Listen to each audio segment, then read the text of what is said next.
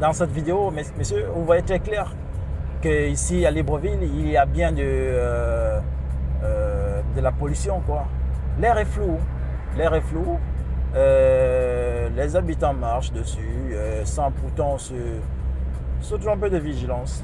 Mais on ne comprend pas. Ni les médias internationaux, ni les médias locaux, aucun ne parle. Aucun ne parle de la pollution au Gabon. On ne sait pas. Et pourtant, le Gabon est un petit pays industrialisé. À peine si Libreville a des industries, à peine, je dis bien à peine. À part la nouvelle zone d'Ongkok qu'on vient d'ouvrir, la zone économique d'Ongkok n'a même pas encore d'usine. Moi, j'ai fait un tour récemment, la semaine dernière. Apparemment, c'est encore, je dirais, c'est encore vide. C'est encore vide.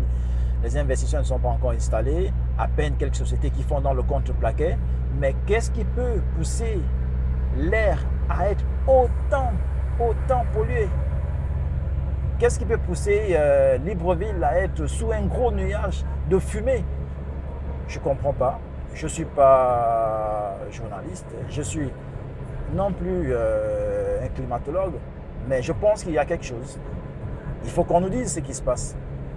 Moi, ça fait une semaine que je visite ces rues de Libreville et je constate avec beaucoup d'amertume qu'il y a de l'air, de la poudre, si vous voulez, dans l'air.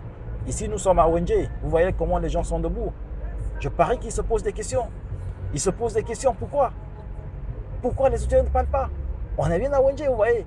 Pourquoi les sociétés restent muettes? Pourquoi personne ne parle? Pourquoi? Ben, je leur dirais tout simplement qu'on attend. C'est aussi ça l'émergence. Dire aux populations pourquoi il y a tant de désastres, tant de malheurs, tant de misères, tant de galères. Pourquoi il y a tant de choses dans la ville